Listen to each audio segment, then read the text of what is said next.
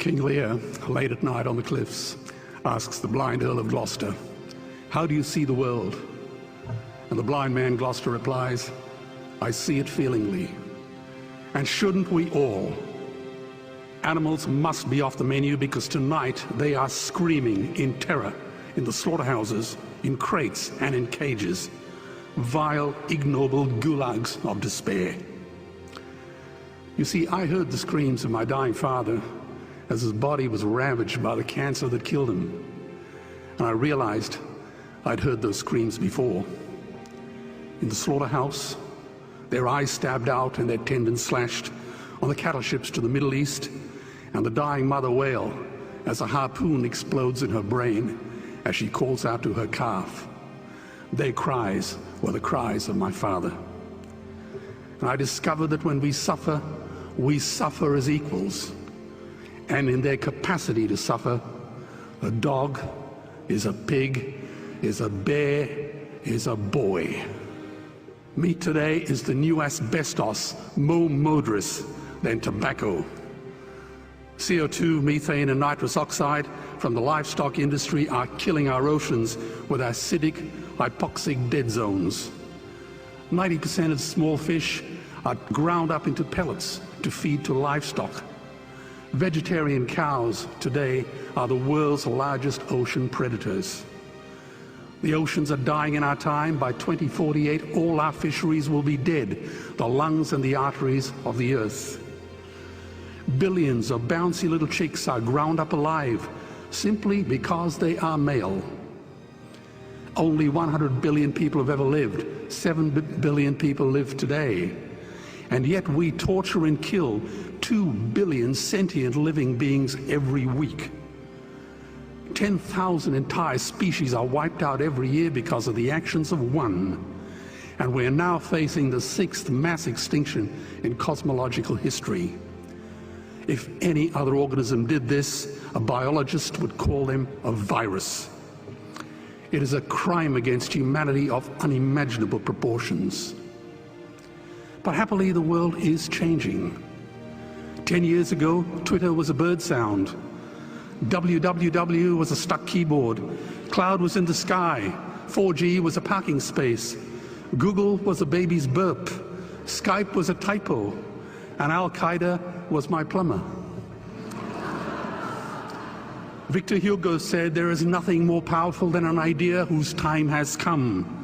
Well, animal rights today is now the greatest social justice issue since the abolition of slavery. Do you know there are over 600 million vegetarians in this world? And that is bigger than the United States, England, France, Germany, Spain, Italy, Canada, Australia, New Zealand, all put together. If we were one nation, we would be bigger than the 27 nations of the European Union. Can you believe that? And despite this massive demographic footprint, we are still drowned out by the raucous hunt and shoot and killing cartels who believe that violence is the answer when it should not even be a question. Meat kills animals, kills us, and is killing our economies. Medicare has already bankrupted the United States. They will need $8 trillion invested in treasury bills just to pay the interest, and they have precisely zero. They could shut down every school, Army, Navy, Air Force, Homeland Security, Marines, CIA, and FBI, and they still will not have the money to pay their doctor bills. And our Cornell and Harvard say that the optimum amount of meat in a healthy human diet is precisely zero. Water, as you know, is the new oil. Nations will soon be going to war for it. Underground aquifers that took millions of years to fill are now running dry.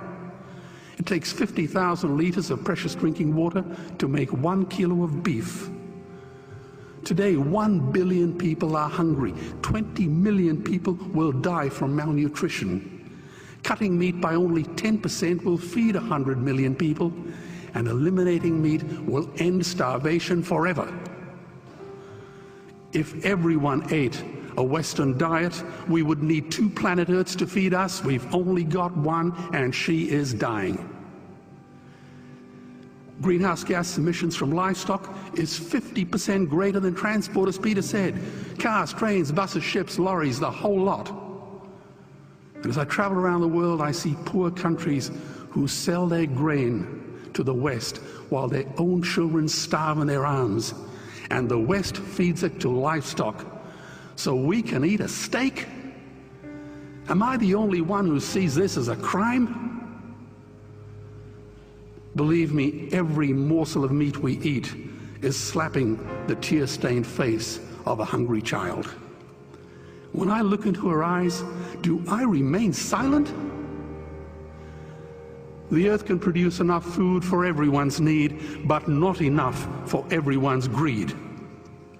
We are facing the perfect storm. If any nation had developed weapons that could wreak such havoc on the planet, we would launch a preemptive military strike and bomb it back into the Bronze Age. But it's not a rogue state. It's an industry. The good news is we don't have to bomb it. We can just stop buying it. Sir George Bush was wrong. The axis of evil does not run through Iraq, Iran, or North Korea.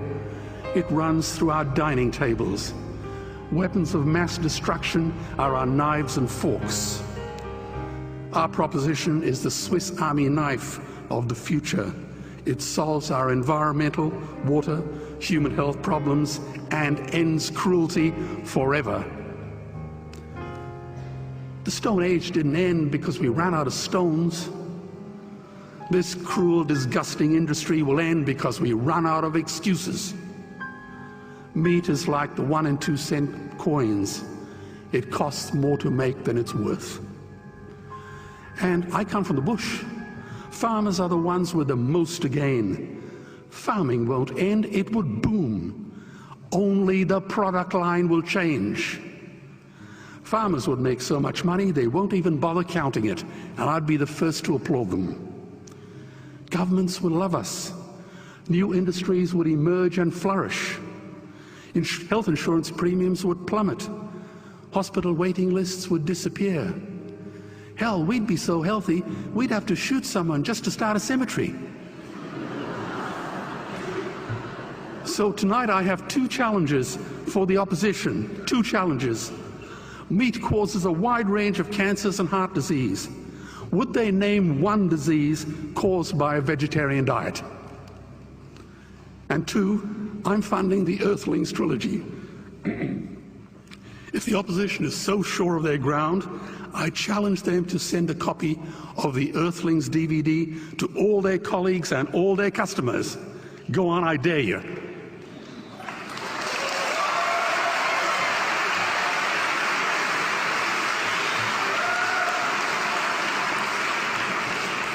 Animals are not just other species, they are other nations, and we murder them at our peril.